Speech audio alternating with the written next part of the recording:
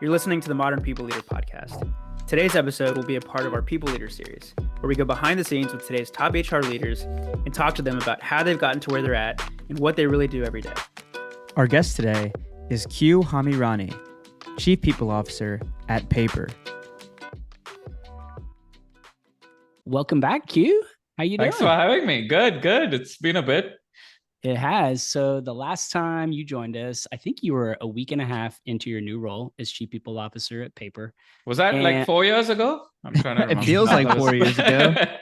It was like sure, 7 months ago, I think. Yeah, I think it was like 6 or 7 months ago.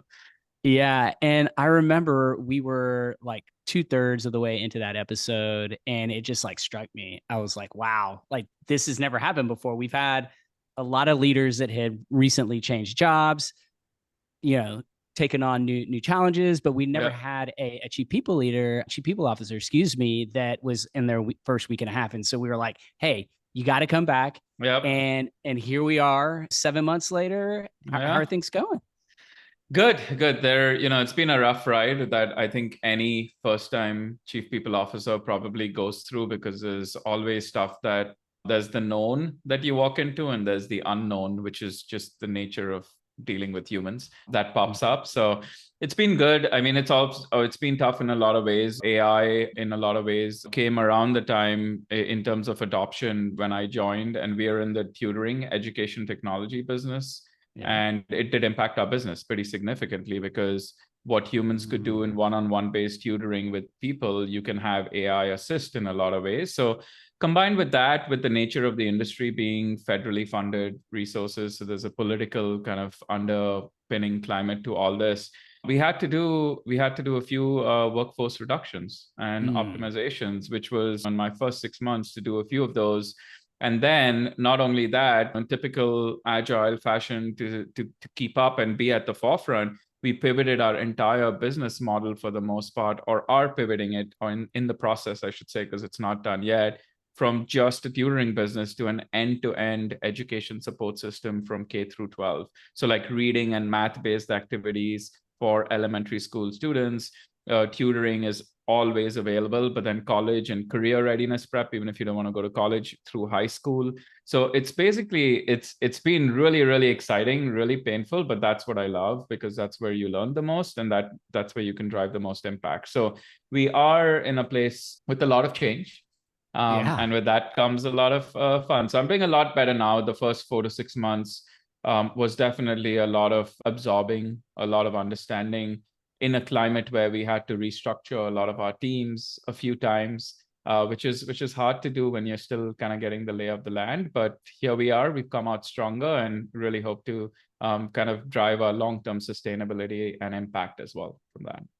Well, I guess first to acknowledge the reductions, like that is tough. And we've seen so many companies that have been impacted by this sudden shift. Yep. And it was really sudden when ChatGPT hit the market. And so this isn't an uncommon story. Exactly. But it doesn't make it any easier or any less tough for those that are involved. So I would say like almost I would say most companies this year, unless you're in the AI bubble, in some form, has had to reforecast their revenues down from what they had forecasted at the end of last year, right? Hey, so when was can you think of a time that there was like an impact like this, like a single change, a technological shift? Like what was the last? What does this remind you of in terms of like that sudden of an impact? I don't know. I was gonna say like the on-prem to cloud, but that was more back-end, right? Like that didn't change like how it made you more efficient, but it was like you didn't see those. That was just seamless, relatively seamless. So I was gonna say that, but I don't think it's that. I mean, it's probably like before our time zone. Like I keep relating it back to like when the calculator came out, people that were doing addition and subtraction manually were like probably blown away because it could do it. Or when Excel came out and the calculator existed, it was revolutionary, and it was mind blowing. It was nervousness, everything combined. But humans find a way to do better stuff and make them entertain themselves. So I think this is So to answer your question, I don't know. Not in my lifetime. I don't think so. Yeah. Unless I'm. What about you guys? Can you guys think of one? Because maybe I'm missing it. But I'll go first. So I like the Excel because it's not quite yeah, like the internet. The internet had like a big impact, but that was that's true. also different. That was like accessibility and ease in certain Yep. aspects of our life now, our entire lives. Yep. I do like that Excel example, but like on steroids, like some like Yeah. exponentially better Yeah. version of that or impactful version of that. What do you think, Daniel? So I'm a bit younger than both of y'all. So He's I like, what are guess you talking about? I Spotify has maybe been not. I don't awesome. know. Are you still playing with the DJ functionality? That's what we talked about 6 or 7 months ago. I remember you were so excited to check it out, but I I still digress. I still use it. I would say Me it too. reminds me of when the iPhone came out. Like I remember, Ooh. you know, Mm. I was probably like the first generation of kids that grew up with a cell phone. So I got a cell phone when I was like, I don't know, sixth, seventh grade. Wait, And Oh. a smartphone or a cell a cell phone? phone. So like Okay. I had a flip phone Okay. and Okay. it was those old school flip phones that the Yep. battery could last like I don't know, like 4 or 5 days. The Razor. I remember the Yeah, I had Razor. a That was like razor and So then I cool. That got was if you had a razor, you were you cool. were cool. That was the yeah, good because you one. could take photos and take selfies. So it was Uh, the razor and then I got the BlackBerry, like the mini Yeah. ooh, one, and I was Yeah. like yeah. an eighth grader. But then in high school, uh the iPhone had been out for a couple of years and I finally was gifted an iPhone from my parents, I guess, and it felt pretty mind blowing that Yeah. first off that it was all touchscreen, like that was like a new Yeah. concept, and it just totally changed the way we use our cell phones. Like all of a sudden, you have the internet like at your fingertips. I mean, I think Yeah. that was possible before with flip phones, but it was much harder to access. Yeah. So I don't know. It kind of reminds me of that a little bit. Yeah. So I think that's a good that the iPhone was certainly a game changer, Yeah. but we digress because there are a lot of things that have happened that you've touched on a little bit, Q, and we want to dive deep into some of those things. And if we have a little extra time, it would be awesome to just riff. Maybe we can Yeah. talk about people topics and Yeah. tech, AI, and see where we go from there. How does that sound? Perfect. That sounds good. Awesome. Well, as you know, we have a few rituals that we follow every episode. We're going to do the same for this episode, although in a couple sections we had to switch things up a little bit, but we try to keep it on theme, give it a new little twist. So we're going to start off with good news stories. It's personal work related story from the past couple weeks. Again, we just like to kick things off with a little positivity. So I do can, you have I anything, can, Q? yeah, I can go first. It's not the past few weeks, but it's the upcoming week. I'm going to Mexico with the family, and this is going to be Ooh, our first holiday with other friends, families that have kids that are the same as my kids' age. So we're super yes. excited. I'm just excited to get a break. It's been a rough few months in a lot of ways, and just excited for that. So that's my good news, which I can feel already because we're flying on Sunday. So Where y'all Ooh, excited. going? We're going to Puerto Vallarta. Yeah. Ooh, some beach time Yeah, yeah. Swim up. I love the Mexico trips because just swimming up to the pool bar and getting a margarita made for you, like and the food's just delicious. the yeah, foods, the hospitality, and just Yeah, so everything. good. It's just I'm excited. that's awesome. Well, that's I hard to beat. I can go next if you don't have anything, Steven. Well, go ahead. Go ahead. I'll go Okay, last. cool. So I think we just signed our ninth sponsor for the Oh wow, podcast, and yeah, nice. this is all brand new for us in 2023.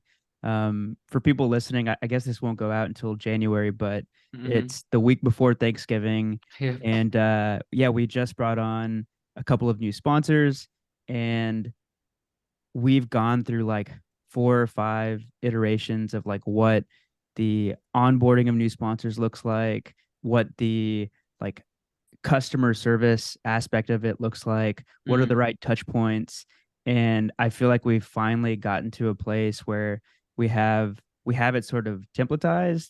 It's really Nice. high touch, and we got really good feedback from one of our sponsors this week Oh, who nice. was really happy with us. We heard all of the things that we want to hear from our sponsors, And I don't know, there's no better feeling than, I just hate disappointing people. So I don't know. It felt really good That's and awesome. validating that it feels like we're doing the right things. We can always get better, but Yeah. it feels like we're on the right track. Nice. That's a good one.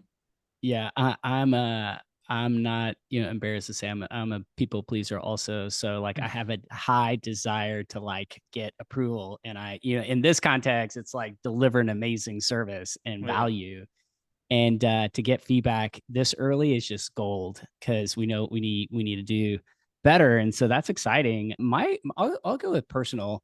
We're in somewhat future. So we leave, and you can actually see in the background, we're leaving for Big Bend National Park, Oh, that's and fun. I'm going camping, primitive tent camping for the first time with my daughters. So Oh, this is nice. either going to be the vacation like they never forget, like epic vacation, or it will be painful. But I'm Well, either way, they're they'll gonna remember it. Sounds like either way. yeah. Either Steven, way, it'll be memorable. this is the first time I've ever seen any clutter on your bed.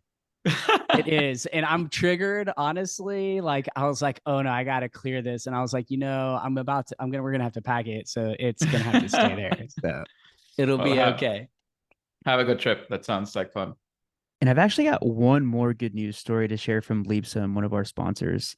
I asked their team to share a handful of good news stories with me, and they sent over so many good ones, which we'll be sharing over the coming weeks. But there was one that I was most excited to start with. Gall, their VP of marketing, is so excited for people to get their hands on Leapsome's newest AI superpowers. So from goal setting to performance reviews to surveys, everything in Leapsome is now AI powered. And as a longtime manager, he said he's been waiting for tools like these for years. And actually, when we met him in person back in October, he gave us an impromptu demo on their AI powered reviews and feedback. And we were pretty blown away. Not only can you draft and summarize your feedback much faster, but Leapsome's AI will also put together an action plan for each direct report based on your feedback. And I'm probably getting this quote wrong. So sorry, Gall, but I remember him saying something to the effect of reviews used to be a huge source of stress for him because you really want to get it right. You want to make sure that the feedback is constructive. You want to make sure that it's in the right tone. You want to make sure that it's actionable. And if you're doing a good job, it's going to take you, 10 plus hours if you have a handful of direct reports. So I think selfishly, he was just really excited that this was going to save him significant time and he was going to be able to give his direct reports better feedback going forward. I'm personally most excited for HR teams to get their hands on their new AI powered surveys. So, as someone who has personally gone through the process of sifting through all of the survey response data, reading all of the qualitative feedback, trying to find the top 2 or 3 themes, and then finally recommending an action plan, I know how painful it can be and I know how much time it takes. So, the good news is that with Leapsome's AI powered surveys, now, as soon as the survey closes, their AI is going to do all of that for you. So it's going to identify the themes, it's going to summarize the comments from people, and it's going to put together that action plan. So that was this week's good news story from Leapsome. To learn why over 1,500 companies choose them as their single platform for things like goals, surveys, and reviews, go to leapsome.com/MPL. That's leapsome.com/MPL. And now back to the show. Well, from there, we're gonna go through the remainder of the standard intro questions, but we're gonna focus slightly different. And so, Q, walk us through your journey. But instead of like your journey, how you got to chief people officer, I thought it would be cool to like hear the journey as a first time chief people officer into the first 6 months of the job. What has that been like? Yeah, so I would say the first 6, if I had to break it up maybe into 3 parts, so let's do the first 2 months, right? The first 2 months was really, really trying to get to know as many people as I could in the organization, and the goal was to understand and meet the people and make sure I come across as being relatable, so people could reach out to me over time, but also to understand what they worked on, so I could understand more about the business. So that extended to my team. So I think I had a goal to do like one-on-ones with in my team, as well as I think it was like 75 or 80 people to do one-on-one meet and greets. I called them in the first 60 days, and I blew past all of those. And that was tiring, but it was very fruitful. So the first 2 weeks is, I think, just absorbing. Now, obviously, with our shift in business and pivots, I would say a lot of my learning and absorbing got accelerated. Because when you have to do a reduction or you have to like really pivot a business, you really don't have that luxury to wait, right, for time. So the first 2 months was just absorbing, learning. I was thankful to also get to attend a couple offsites that were planned before I joined. So one was, I think we may have touched on this last time, was the Tudor, we call it the Tudor office takeover, where tutors took over our office once a year, and we get to meet them and understand what's their pain points are. And mind you, all the tutors, thousands of tutors we have, are W-2 employees. So for me, that was very important, because we need to make sure they're employees, they're not contractors. We have to make sure we through that. There was also, I think it was at the end of my first 2 months, there was a teacher office takeover. I got to go meet teachers cool. and understand how that relates, because they are our conduit to students, right? They are the ones who are our product users as well. So first 2 months just getting to know. And then I think it was kind of two parallel work streams. One was making sure that my HR organization, which included comms as well, was building the foundation blocks that were missing. So setting the right things in place, be it what is our comp philosophy, or how are we going to start to prioritize work within our team so that we can align to the broader kind of priorities we had. So like strategic planning, priority planning, more like just taking an inventory of what everyone was working on and trying to like bring order to the chaos. And I think the same theme probably for the next few months extrapolated into the business, right? So what are we doing? For example, really like my approach has always been, I love the classic, I was telling someone this last week, someone may come and say, we need to redo the sales compensation plans, right? The variable plans, because we need to make sure that it's aligned with the business model, people are incentivized. And I typically go with like, what are we trying to solve in the business, right? So you unpack that to almost, if our pricing strategy is evolving, or how we are planning to sell multiple products as we expand from a tutoring business to an end-to-end SaaS-based platform, what are we trying to achieve there, right? Like the questions, could be, are we trying to incentivize people to sell low margin products because we want a market share? Or are we only incentivizing them to sell high margin products, or somewhere in between? Because there's no right or wrong answer, but you have to understand what behaviors are you trying to drive so you can build a comp plan. Building the comp plan is like the easy last 20% of the game, right? But you have to understand. So for me, every time, I think it was a calibration with my exec team, but also the organization, where HR was, because they had grown so quick, it was more viewed as HR just go roll out this program. The people function will roll out comp plans. And no one really like dug into like the why. And here I come and I'm like, I want to understand. So I think it was just kind of continuing to execute. So if the first 2 months or 90 days, if you want to break it into halves for simplicity, the first 90 days was understanding and absorbing and building relationships. The second half, the second 3 months, was more starting to own, execute, and build credibility as a result of that, and build on the relationships that we had built in the first half. Because I started being able to voice my strong opinions and pick my battles. Part of the CPO job description is picking your battles, because a lot of them come at you and you're getting it from various groups, right? So you got to like figure out which is the impactful one you really want to put your foot down on. But I was able to do that because, I took the time to learn, and I started getting more opinionated, which to me led to more execution and ownership and credibility. Yeah. Are there any, are you able to share any examples of like prioritization, things you had tough prioritization decisions that you guys had to make? I would say, let's see, maybe it's a different spin on it. So I think as we came out of one of the things I had to set rigor on was the backfill process and workforce planning in general. And this is, I don't know, it's maybe because I worked in finance in the first half of my career and I like to tie things together. I ended up doing that at Airbnb the first year I joined, and at the company before, because what happens is recruiting is ready to recruit.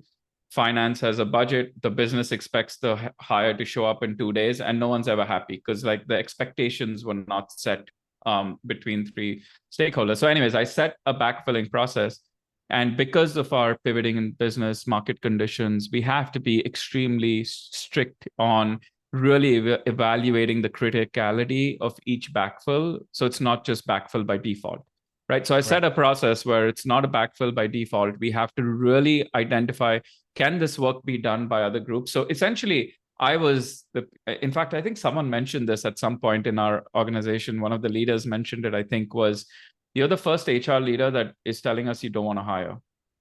Right. And for me, it was because I understood the business where we were going. I was not going to just go and hire. So that was a tough one to prioritize, both with my own teams, because, it was like, we need 10 people. Why excuse saying we should just push for 2 or 3, but also prioritizing with the exec team and the cross-functional teams that, look, like, we need to really figure out where we can use the right resources and use this opportunity when people leave to really rethink, like, we shouldn't just do it because that's how it was done. What can we shuffle? What can we do better? Technology is advancing. Were we doing it because we didn't, just because? So I guess in a roundabout way, like, it was really not just continuing processes and really challenging it. And that, for a backfill process includes everyone, from the hiring manager who was expecting someone to be there, to the leader of the group, to my own recruiting team. So it was good. But those were moments over time when it happened. I'm sure people were like, what is wrong with this guy, right? Like, but like, why are we doing this? Yeah, like a month later or so, people realized, like, it actually helped us get to a more sustainable way. It helps us rethink how we can do work that was done before, and you build credibility over time in that context. And so I can't wait to get to the main conversation, because we have a lot of cool stuff to talk about. But a couple questions before we get there. So 6 months in, how would you, after the first 6 months of the job, how would you describe being a chief people officer to a family member or a random friend that doesn't or totally anyone? Get? Yeah, really. I would say I would describe it as, I'm part air traffic control, or maybe chaos traffic control. Like, you're kind of dodging bullets, but trying to figure out, like, which ones you want to take, because you do want to take some to really, like, help protect the organization, literally, in that analogy. But I would also say part therapist, and part just coach, and part friend. A lot of times it's like, because employees, rightfully, because of the transition we were in a pretty heavy emotional state, right? Because things were changing so quickly. Sometimes people just need to vent, and we need to be there. Sometimes they need some advice, and you're kind of mentoring. Sometimes it's coaching, and sometimes, so that's, I don't want to say that we're therapists, because we're not qualified to be therapists, and I'm not suggesting we should be, but we're some weird combination of that with air traffic control in the middle. And that's what I love about it. And obviously the first few months are hard for, I think, any first time CPO, so not unique to me. But as you settle in, like, this is validating why I chose this crazy path, even though I didn't start off or study it. I love that answer. And so last question, before we move on, why should people aspire to be a chief people officer, knowing what you know? It's hard. So we recognize that, but why do you think people, for those out there wanting to get to that spot? Yes. So for me, I think, I view the chief people officer as an extension, obviously, of the people function, or leading the people function, which I think is essentially being the people's people, right? So I think if you want to impact as many lives within an organization, which in turn would impact the entire organization, not just a particular function, if you work in the people function and be a chief people officer to steward that ship, it's the highest impact you can get from my perspective, right? It's the highest impact in the most efficient and scalable way. Why wouldn't you? And that's why I joined. I was an operational business strategy ops guy, and I found, like, oh, this is actually like a really scalable way I can actually drive change, and I'm going to go do it, because otherwise I'm just doing it in one function. So I think that's why you should do it. Let's go. I'm fired up. Being the people's people. I wrote that down in the notes, and Steven added a note. That's a great tagline. I should use it more often then. You should. So you already, alluded to some of the more difficult moments in your first 6 months, but what's what's like one project or accomplishment that you're the most proud of in these first 6 months? Yeah, I think the biggest thing that I'd say I'm most proud of is the collective efforts that I had to lead, but it was a collective team effort, like everything is, to rebuild trust. Trust was, especially at the leadership level, had eroded over time only because there was so much chaos and there was no thoughtful communication plan. So when you have chaos and information is not flowing and there's no good communication, it led to a lack of trust. And a lot of times it was perception, but that defines reality. So one of the things I did was in my week 1, I think, or week 2, I can't remember. It was very early on. The internal comms team moved to my team from marketing. And that was one way where we could actually structure. And, look, Paper was born in a remote environment. We're a remote first organization. And I think having a communication plan and an execution follow through is what's needed in a remote work environment. So that was really good. And then what I started realizing was somewhere in the middle of that 6 months, we didn't have a strong PR presence either. So what was happening was in a weird, convoluted way, our perception on the streets was a kind of a perception of whatever crumbs were out there in terms of the media, right? It was not us telling our own story. It was whatever people pick up, which is good and bad. It's somewhere in between, but it's like when you comment on 1 or 2 articles, right? Versus you go out and tell your own story. So the reason I mentioned that is, and this was my learning from Airbnb, right? If one thing I took from Airbnb amongst many other things was that your external brand and perception has to be tied to your internal employee branding and has to be unified and strategic and combined in nature. So I essentially, long story short, I took on public relations and external communications for Paper as well. And we're running a PR strategy. We're building what is our long-term PR plan? How do we get out there? Just this week, we're November 17th today as we speak. 2 days ago, we did a big press release on AI in our product. And we actually went out there and told the world our story. We didn't just let it roll out and people would make 1 or 2 comments on it. So I think communications inside out and being connected was probably one of I would look back and say, not only a key accomplishment, but the high impact in we're seeing it. Folks are appreciating the cohesion and the coordinated information sharing from all of us at the top, right? And that really drives the ways of working. So what were some of the biggest communication breakdowns that led for you to say, hey, maybe the comms team should move from marketing to the people team? And what was the, I guess, initial reception from those comms people?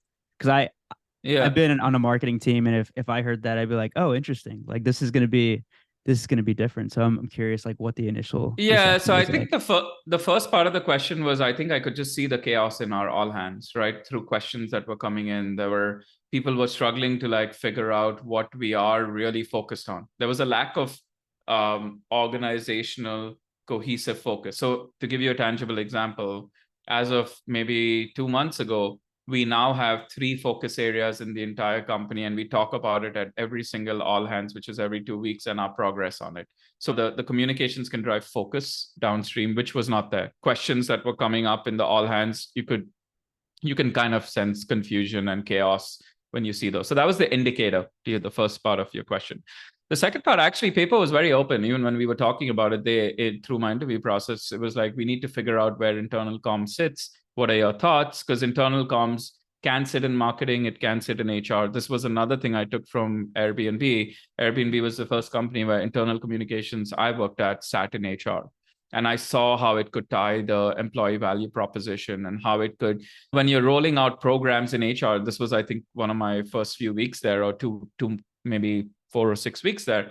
You send a program about a survey, you send an email, then you send another thing about a benefit program. If we didn't, now we have a communications calendar where we can group these and talk about why we're doing this in the context of the employee value proposition. So essentially, Paper was very open to this. They actually asked me during my interview process, where do you think it should sit? And I said at Airbnb, it sat in comms, and I loved how it actually helped us but let's figure it out when I join, because I obviously don't know the context. So they were open to it. They wanted to figure it out. The PR and external comms front, it was honestly just not being done. We did some social media and we did some work, but we didn't have a PR strategy. We didn't have a PR partner. So now we have that in place to help us drive it. That was more from just noticing gaps. And I literally went one night and Googled our name, and I Googled a couple of our competitors, and just what came up in Google search was night and day. Like ours was Glassdoor reviews and other people had their product. And it was like, okay, and we're changing who we are. So it's even more important to tell the story from us versus people picking it up. So that was just more, I'm one of my traits that a lot of my previous managers have told me is like, I love working in the white space and connecting the dots. That's just who I am. And this was another example of that, and picking it up. Well, speaking of connecting the dots, so you mentioned that there was a bit of chaos and there needed to be more focus. Mm-hmm. So the company decides on three. Well, I guess that's the first question. Like, were these three focus areas defined before you got there, or did you help define those? I helped define them with the leadership team. So we had OKRs and we had those at a level, but they were not grouped into three focus areas. So I was struggling to understand what the company needs to focus on. So that's where it came from. I was like, if I don't understand what we are at the organizational level saying, this is our single roadmap and focus areas, how do we expect the rest of the organization to? Like, it should be pretty simplified. So I suggested, let's just put it in three buckets, right? And it was very, very easily digestible. And then we have something to anchor off, because one of the things I was also trying to drive in the ways of working, and this is everything I'm mentioning is very typical of a startup, right? So chaos is part of the game. It's not like even now it's less chaos, it's different chaos, it's structured chaos, right? For lack of better words. But it was all to drive the right ways of working, right? So if you look at, you have three focus areas. One of the things I wanted to instill in the culture, which is hard to do in startups, is empower employees to say no, right? And how do you empower employees to say no if you don't have what you should say yes to, right? So if you have the three focus areas, you have those anchored to, if you're working on projects, if it's something that's not tied to a focus area, you have your answer right there, or let's talk about it, get it prioritized. So that was I was like, it should be simple. Like, I should be able to explain the three focus areas that are titled to anyone, and they should understand it.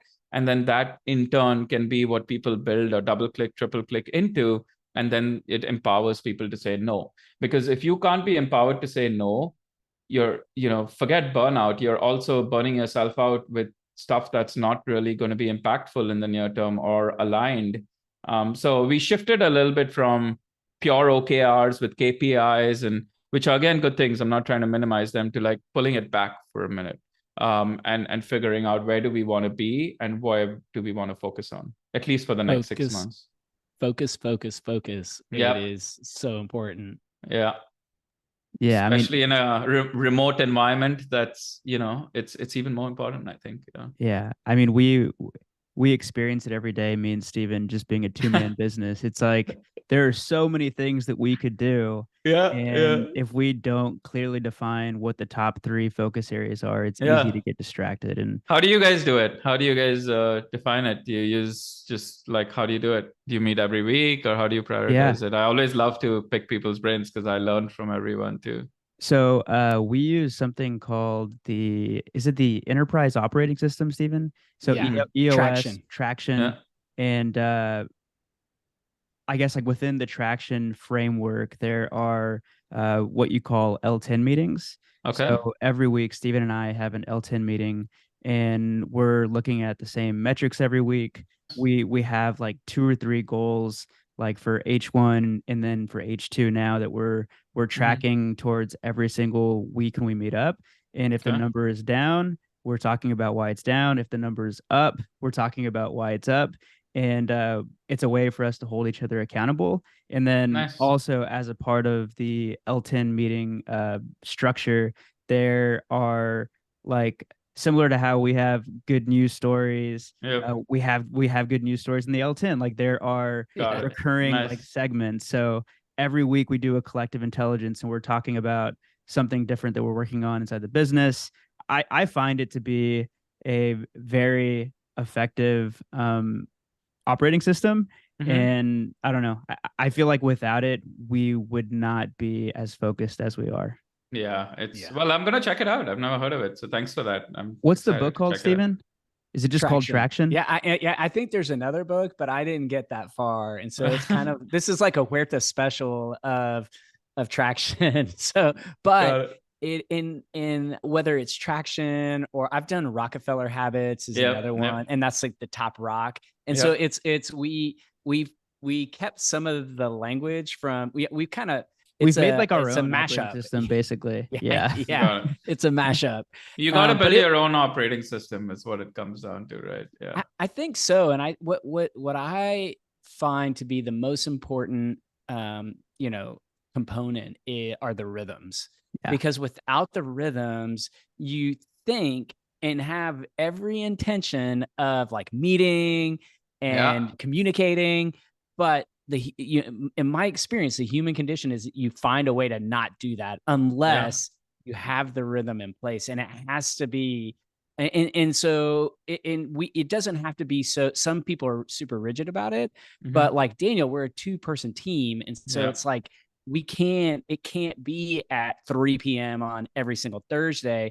But we've done it so long, like we intuitively know, like, ooh, we've gone like a week and a half. We need to do an L10, and we'll like within 48 hours get something scheduled. Wow.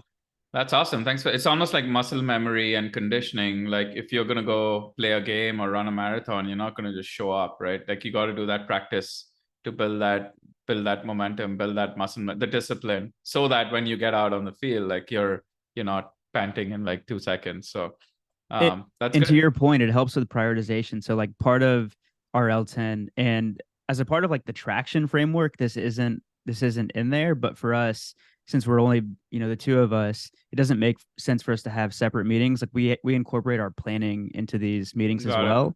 So depending on how busy Stephen is in his full time, if he has an easy week or like a light week, then maybe I'll offload some of the tasks that I would have taken to him. Or if we're trying to prioritize like the most important thing for the next week, it becomes really easy when we're having these meetings every week because we're looking at the numbers, we're talking about it. It's like, oh yeah, next week we should not do this. We should do that instead. And we started super scrappy. So we have been using a Google Doc, and it's the same Google Doc. And now Daniel has some expert Asana skills. Nice. And so that he learned at a previous employer, he learned at Humu. And so now like we've got this amazing Asana board set up. There's like automation and templates built, but we didn't start there. We started very, very basic. It's I think the amazing part that I tell our organization too, kind of bringing it back to productivity and kind of engagement, is it's mind blowing how the two of you, right? Like in terms of like, because of your discipline, you're churning out so much. You could have 6 people in your company without this discipline, and you would probably churn out less. Right. So my point is like, if you can get discipline, and I saw this at Airbnb where when we had to do the big layoff, we had to come out the other side and it was tough, but it was the only way we came out even stronger than we were before with less people was with the one roadmap, was with the focus, was with the discipline. So it's crazy, right? Because when you think about it, it's like you had to reduce, you had to go through a potential reduction, but you are actually doing more with less. And that's sometimes mind-blowing.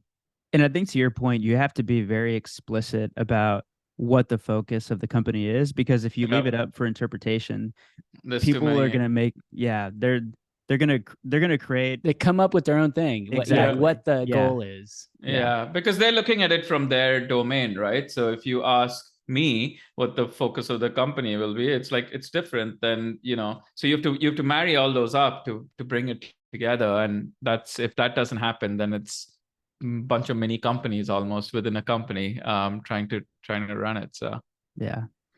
So I want to ask you a couple more questions about your first 6 months at Paper.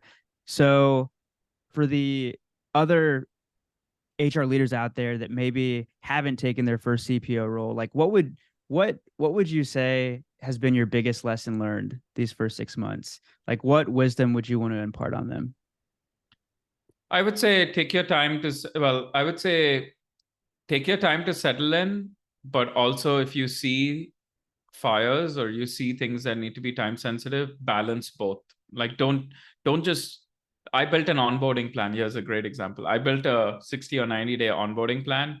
Day 3, I didn't even follow it because things went chaos. Now, did I not do what I had set out to do, like get to meet people, build those relationships? Those things still ended up happening, like the one-on-ones and stuff. But like, be flexible, because depending on when you join, I think the one big thing is no matter how much you've understood the company, you should take your time in the interview process. Don't rush. Make sure it's a right fit. There will be a level of unknowns, right? So just learn, just know that you will have unknowns, know that they will be coming at you left and right, and you were like, oh, I thought I could just like set everything up. So be prepared for that and be okay with that, because that will happen. And the second thing I would say is like, and this is goes back to the recruiting process, but it's tied through, take a role where the mission really aligns with whatever you are relatable to. So for me, like when days were really, really tough in the first 4 to 6 months, which they were, like, and that will happen. Like for me, just knowing that we are trying to change the future of public education in the US, even if it's an inch, not a mile, was satisfying. So like I was able to sleep well at night. Sleep is relative, but I was able to like have a good conscience at night, being like, this work was hard, it was painful, but it's what I want to sleep at night knowing I tried to make the world a better place. Now, that definition could be different for different people, but try to instill that mission in what you do, because that's really your anchoring foundation. So be prepared for the unknowns. Don't think that you've covered it all, because I kind of assumed I did, I would say. And then also anchor to your mission in those first 6 months. And honestly, like if you can't anchor to your mission and it's not what you expected, easier said than done, but get out. Like, because it's probably not going to be a long-term sustainable role. And just like if you ask a recruiter, the success rate on exec recruiting or leadership recruiting is probably 50% at max, right? Because people are people. You can only do so much thing. It's probably similar on the fit you found. Like I found with the mission, but the both the co-founders and the executive team, we built such a strong relationship now where I can be open with them and I can hash things out. But it's not because I did my due diligence. I asked the questions in the interview, but I also got lucky, right? Like, because you just don't know. So the success rate is not high on either side. So if it's not high, the mission's not relating to you, the level of unknowns are like something you can't bear with, even personally, philosophically, like probably just get out. But I hope that doesn't happen. That's a clip for sure. I'm making a note to myself. Clip this, Daniel. So one thing we talk about a lot on the show is, I guess, like showing value as a chief people officer, or like proving the ROI of your function. Mm-hmm. And I know that can be hard for chief people officers to do, especially in their first year. So mm-hmm. I'm just curious, like what has been your approach and will continue to be your approach this first year to really prove the value that you've brought into the company in the first year? Yeah. So for me, it's like there are some like rebuilding the culture, which engagement scores and all those standard things will prove over time. But for me, the way I build credibility on any people program we want to do is not from a people program ROI. I actually build it from the business impact. So I go outside in. So if I'm like, for example, if an organization has a goal to be profitable by X duration, right, which is kind of the theme now in terms of discipline and making sure you're not just burning at any cost, I tie my goals to that, because if we are empowering people and we are supporting them in the right way, they should reach the business outcome. So I often tie my KPIs to actually business outcomes. And yeah, one could argue like, oh, it's not all in your control, but that's how we should measure success in my view. So that's what I do. And then basically so that's with the kind of tactical or KPI hat on. There is the intangible of coaching, and basically leaders that come to you and or managers, they'll ask you for something, you'll tell them the reasons why they should not do it, but they go ahead and do it anyways. And when they do it over time, when they come back to you and you're like, I told you so, I told you so, I told you so, eventually they're like, shit, like you've told me that how many times have I asked you and I've not followed it? Maybe I should listen to you this time. And if they listen, they build credit, then they keep coming. Then you build that relationship so strong that they're like, I got to ask you what he thinks, right? But that is the journey. And to me, you can't put a number on it. It's not about give me more people. It's like, yes, all that is great, but it's like, how did we build that? And obviously, like on the HR business partnering front, I would expect my team to be similar. So don't have the get the ENPS up. All that is good. We should do that. I'm not minimizing it. But to me, that's like back end table stakes. Like if you're doing all this right, you're tying to the business, you're working on the right communication plan, you're working on focus ways of working, your engagement score should be a validation of all that work, not what you aspire to from a KPI perspective. So I'm never thinking of it in a linear fashion, but the collective output is, did the business meet those focus areas, essentially?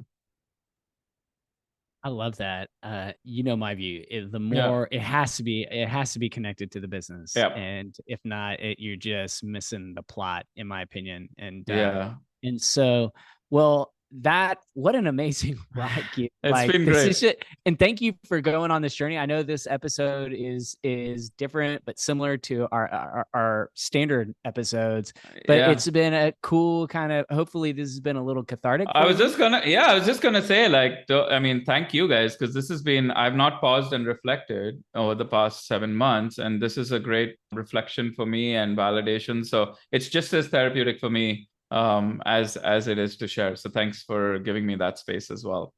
Awesome. Well, before we close out the conversation, you've been pretty active on LinkedIn and just in the people community at large. And we've spent a lot of time talking on this show about generative AI and HR. Daniel and I are both super bullish. And so when we saw that you launched a new community, we were like, oh my goodness, like, okay, Q, community, Gen AI, like these are all the things we love. If you weren't such a homie, Q, I wouldn't even go here. But to point out, in our last episode, you did say AI was a fad, and I had forgotten about that. Yeah. Why you gotta call him out like that? No, I just remembered it. I was gonna say it. I was actually gonna say why. I want to know, like, okay, why the change? This is a big change. I love it. But I'm just curious, what happened? Yeah. So I would say, like, part of that answer was snarky, to drive some provocative thoughts. But I would say the underlying theme behind that was, I do think that AI, up until the last week, which I'll tell you what happened in terms of what I experienced, that not just, it didn't change, but it catalyzed my belief. Was I felt like AI was getting inflated and overspoken in every single thing when it didn't even have much to do with AI. So I felt like it was being overused, right? An example is, like, what was it, 12 years ago, maybe, Daniel, you were still in high school. I don't know if you had Netflix then, but like Netflix was telling me what shows to watch, like what, 10, 12 years ago? I don't know. It was a while ago, right? So like, AI by itself is not new, and people were like on this wagon of like AI, and I was like, well, there's AI in everything we do. There's AI in like Alexa. Like I was just like, it felt over hyped, is what I would say. I still believed in the underlying, being an engineer and all that, but I just felt it was too much spoken out. What happened last week, as you may know, OpenAI had their big dev day, and they released the ability for anyone to build a custom GPT on their platform. And I think this got released, they announced it 2 Mondays ago, but I think it got released on Thursday or Friday night. Friday night, after my son went to sleep, I was like, all right, let me check this out. Like, this seems interesting. Obviously, all the stuff I read about it was this could be a game changer with the App Store version coming out. So I started playing with it, and I didn't sleep that night. I just kept playing with it. And I think what I realized was Gen AI, in the conversational medium that you can interact with it to build a technology with no technical exposure, was mind-blowing, right? Like, I was literally talking to it. It was like I was trying to build my own friend on the fly that I wanted to interact with. I was like, I want someone to, like, if I'm frustrated at work, I want to take all my raging thoughts and convert it to a polite email so that I don't lose my job. It leads to productivity and HR doesn't need to intervene. Like, that was kind of like my thought. And then I create in English, just typing away, just like we're talking. I'm sure there's a way I could have done a voice note and put it in there. So I didn't even need to type like in that extension. But then I said, you know what? It's helping me do this. But what if when it's helping me, this app that I call Zen Work Buddy is what I called it. Okay.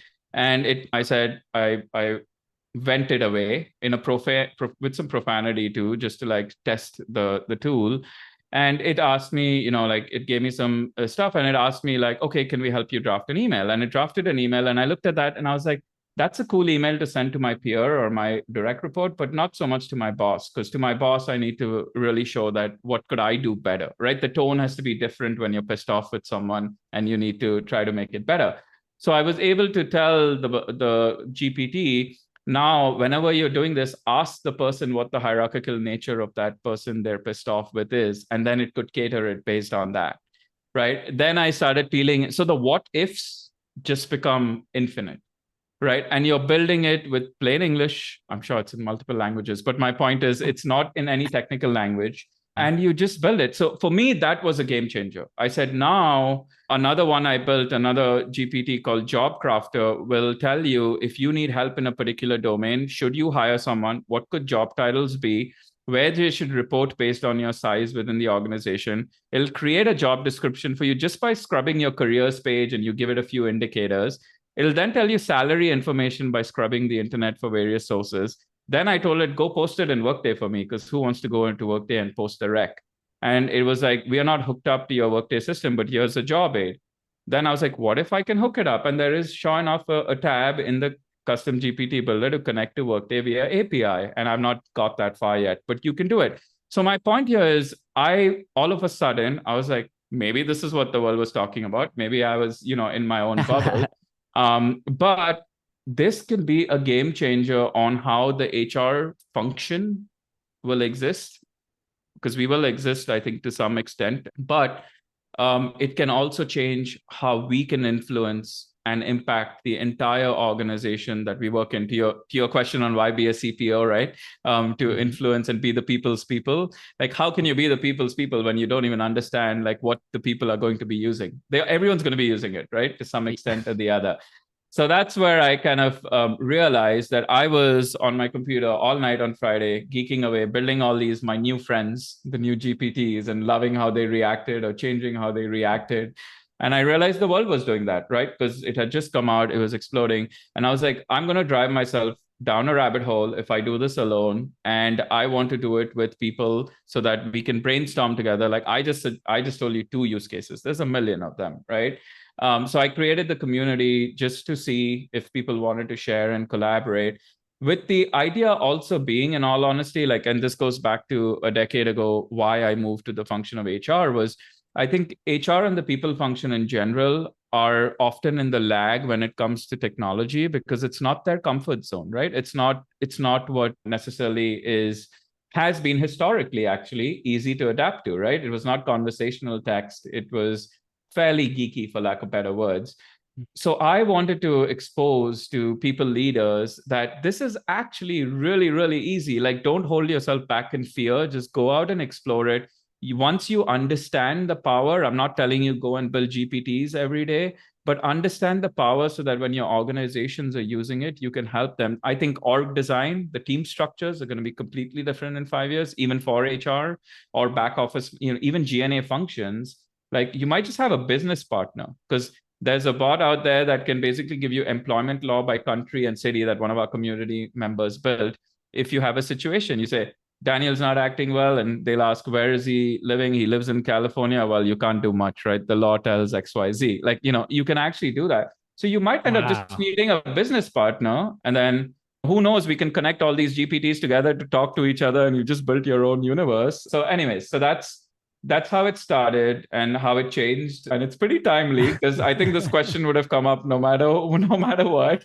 I guess I got a wild card last week to change my mind. It's better to just get it out on the table, right? Like, real talk. And I get it. And Q, I had my own moment. I feel like that's common. At least I remember, Daniel, you having a similar moment when you're just like, when you fully grasp Yep. like what this can do, and it's like, oh wow. Wow. And I'm not even like, Daniel, are you up to speed on this? Like, I'm so curious, like, how do you even build these custom GPTs? I didn't even know. I knew that there was a new that they had released like a new version of ChatGPT because the UI looks a little bit different. Yep. But Yep. I wasn't aware that there was the custom GPT functionality until I got your email, Q. And I got as far as going to your form and starting to fill it out. And I was like, shit, I don't have a custom GPT. Where do I even start? So then I went back, and I'm sure this is like probably the behavior that you were hoping to get people to take. So I go back into ChatGPT, I find it, and I start playing around with it. I'm like, this is really cool, but I want to understand like what's the best way of doing this. So I'm curious, like, what's your process for creating a custom GPT? Because I almost felt like none of mine would be worthy of submitting to your PeopleGPT community. And I don't know. I guess for me, I just like almost want to put too much thought into it. I probably could have submitted a couple, but yeah, just curious to hear your process. First off, like submit it. Like there's no good or bad at this point. Everyone's exploring, everyone's learning, and even if it's something you may think is trivial, someone anyone else can do this. So like anyone can I do literally this. could go create, and I don't need to have any technical skills. You do like no technical skills. You just need a GPT Plus subscription, which ironically last Thursday they shut down because the demand in the platform was so high that it couldn't keep up on computational. I had a freak out. Because I do. Oh yeah, you asked us about this. I texted Steven. I was like, "Is your Chat GPT down?" Or I asked whoever we were interviewing that day. They were like, "No, we're good." And I was like, "Well, I had a little mini freak out because so much of what I do, my workflows, I've now like incorporated Chat GPT. So for like 5 hours, like, do I do this all manually or do I just wait until it's back up? That's pretty crazy. So to answer your question, my thought process is I just go in with like, what would I love to just have done? And not from an automation, not from that lens. It's like, if I guess I was in a mode that Friday to like vent, and, you know, the reality is chief people officers and probably CEOs are the loneliest roles in an organization, right? Like you can't really like vent your frustration, and my wife's tired of me even doing that. So I don't even have that outlet anymore. So like, so me, it was like, and maybe I was in that zone. So I was like, okay, what if I wanted to, and I'm also an executive coach, which I normally help people get through tough situations. So, you know, it could be like anything, like just, you know, so I would say just go in with an imaginative mind and just so what if I have an idea. We have over 150 episodes at this point, and we have the transcripts for all of these episodes. And I was wondering, I imagine there's a way for us to create like a modern people leader, like a GPT. like a GPT bot. But then I was like, where do I even start? Like, will it even be able to ingest this amount of data? But it can, and in your GPT you could just upload it. Now the dark side of this whole thing is like IP and like ownership. I'm not suggesting it in relation to your idea, I'm suggesting it broadly. But even the GPT that I built, when I said I wanted to help the person calm down and be more prevent burnout, I actually uploaded a bunch of Zen scriptures that I follow and principles of mindfulness that I follow, and I was able to upload it. And that's what it's using now. It's like, did you try meditation? Did you reflect before you wanted to write that email? So you can do that. You can upload everything. And then it's what would a modern people leader say if you had a question on a people? Love it. Right? I'm going to blow y'all's mind. So this blew my mind. So one of my wife's best friends is a photographer. And whenever she does these shoots, she has hundreds of photos for every shoot. And before she was manually editing everything. Now, with the upgrades to, I guess, Photoshop, they released a new version to where she's trained it. So she uploaded like thousands and thousands of photos that she's edited in the past. And she has like a very like distinct style. So nice. Now she tested it out several times. She's uploaded batches of recent shoots, and it edits it better than she edits herself. Wow. So she's going to save herself like It's crazy. 10, 15 hours a week. See, this is my point. Like, sometimes people are like, oh, technology is going to take your job away, right? Like, and humans are going to be out of jobs. My whole philosophy is humans are going to take humans' jobs away from the humans that did not adapt to technology. Like in your example, your friend's never going to not have a photography job because someone's got to go use the lens, like figure out what the right lens is, what is the right shot. But a photographer that is not going to use this type of technology over time will probably be, for sake of playing this out, like might be so long in their delivery of photos that might lose their job. Right. Not lose, you know what I mean? So it's the humans that adapt will take other humans' job. It's not the technology that's going to eat your job, per se, is my philosophy. But Daniel, I wanted to say one more thing. You should go. The goal of my community was to have people go and build it, but it's also one of the questions on the form is, do you want to be a builder or you just want to be an explorer and just play with people's GPTs or talk about the impacts on HR and people function? And out of we're a little over 250 people globally in the first few days of launching this. About 50% are explorers and 50% are builders. So the idea is, again, to share. I got to figure out now when I get some headspace how I continue to build a community, but it could be just like to talk about the impacts too. So I'm glad it sparked your interest in going there and checking, because that is a great byproduct. But whatever works, I just want everyone in the people function to be thinking about it and not be fearing it, because that will let us not be in the forefront of this. And hopefully this accessibility will bring more women and people of color I hope so. into this body of work, because I know from what I've heard that's been lacking big time. And so hopefully this helps with that. And I've been in part sabbatical mode. I gave the update a few weeks ago that I'm on like a self-proclaimed sabbatical through the end of the year. And so I haven't been playing with the tools as much. So thank you for walking us through those updates. I can't wait to go in and play with it. I submitted a form in my form. I just submitted it right before recording this, and I think I selected both. I want to be a creator and a consumer. So you can submit the form without even putting in Okay. Yeah. That was come on, Daniel. That's good feedback. Maybe I'll look at it again. But since Steven made it, maybe it wasn't that bad. I was like, no. So the question is, what do you want to be? And then do you have a GPT? If you say no, it's just ended. If you say yes, then you can put in the information for. Got it. It's mind blowing from the time I first started playing with this on Saturday to the time Tuesday night. Within hours, after spending 12 hours and geeking nonstop on this, I had a Google form out. I have a website up. I have, the WhatsApp group and just the community forming. So it's amazing that, everything is moving so quickly. It's crazy. Like I wish I could have got a GPT to just build a website for me and put it all up. Like that's probably not far away, but I wanted like a cool banner or a image for my website.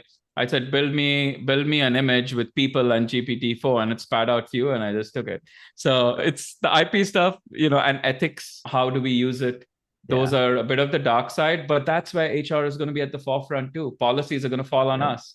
And how are we going to define policies if we don't really understand the extent to which it could be used positively or negatively? So definitely, I'm glad you filled out. The last I updated the list was late last night. I had to move the Google group to an alias so I could do bulk uploads, because there's apparently limits on normal Google groups that you can't upload every day. So I'll add you, Steven, probably sometime this weekend. And I just sent an update this morning that I'll share as well. But for folks that are wondering and listening, it's thepeoplegpt.com. Pretty simple to go out there. You answered the question I was about to ask. So I think that's the perfect segue into rapid fire questions with like a little bit of a twist on what we usually do. I guess in reflection, is there anything that you would add to your definition of a modern people leader from the first time we asked you? And just to remind you what you said the way I would define it is it's a leader that wants to understand the business first and then tries to figure out the right people strategy versus the other way around. So that is still true, but what I would add to that is maybe another thing that is part of the responsibility or needed. You're also the chief calm officer. I made that up right now. It's from chaos manager to calm officer. You're basically trying to keep the organization calm one person at a time. And that differs from day to day. So I just thought of that right now. So I don't know if that resonates, but chief calm officer. It definitely resonates. It definitely resonates. Or Okay. chief Zen officer. Maybe I'll just call it Zen because I've been in that Zen mode. Zen buddy. Yeah. Okay. Last rapid fire question. Is there anything that you believe to be true about the world of work, but don't yet have the data to support?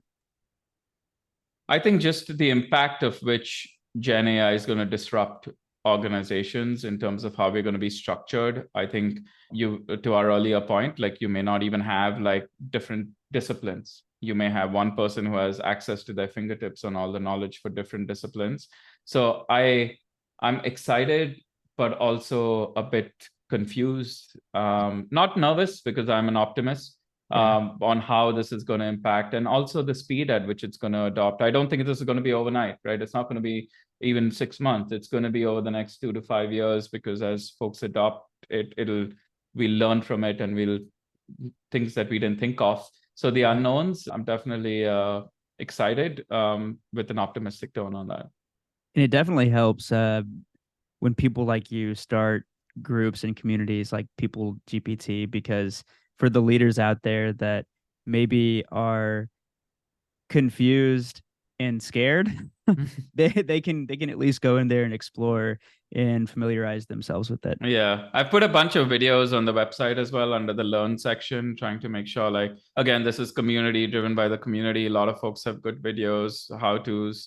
So I'll continue to do that as well. So at least if you're not sure where to start, can just go and check it out. Yeah. Awesome. And is there anybody in the people community or maybe an influencer that you follow that you think we should have onto the show next? Have you had AJ yet? No, we haven't. You should, because I know you've had Andrew. Well, your list is like so long. What are you at? 120 or something now? I think we've published 145-ish. Yeah, so or 50, I mean, something like that. Every time I see an episode come out, I was like, I pretty much would have know that person or know of that person. So I'll think of it, but I would say definitely check out AJ Thomas from Moonshot. Thomas. Yeah. Okay. Yeah. We'll reach out there. In our last tradition, one word or phrase close. So respond with a word or a few words to sum up the episode. Don't be afraid and jump in to Gen AI. I love it. Yes, don't be afraid. Don't be afraid. I'm cheating on this one, but I'm gonna go with life is beautiful because I've been looking at your print behind you. Yep. And life is beautiful. It's a Friday. It's like golden hour in Austin right now. And we're having this freaking amazing conversation with the homie Q. Thank you so much for rejoin. We're not wrapping up yet, so I'll let I'll let Daniel go before we. I'm going back to what Q said earlier. The people's people. Yes. Yeah. Yes. Well, guys, this is so much fun. Life is beautiful. It is. And thanks for having me back and excited. And I liked the riff as well. And thanks for calling me out because I was actually thinking of that earlier today. And I was like, I should explain a little bit more. It was part cheeky, but part had a meaning to it as well. So that's good. I like it. Hey, the more you get to know me, the more you'll realize how cheeky I am. So call me out whenever you need to. Everyone else does. So Daniel's like got a long list. Daniel's got a long list. Oh yeah. No, all right. Not too long. Well, guys, have a great Thanksgiving. Yeah, and safe travels. And I can't wait till the next time we can reconnect. We're definitely doing this again. Yeah. Yep. Sounds good, guys. All right. Take care. All right, guys. Bye.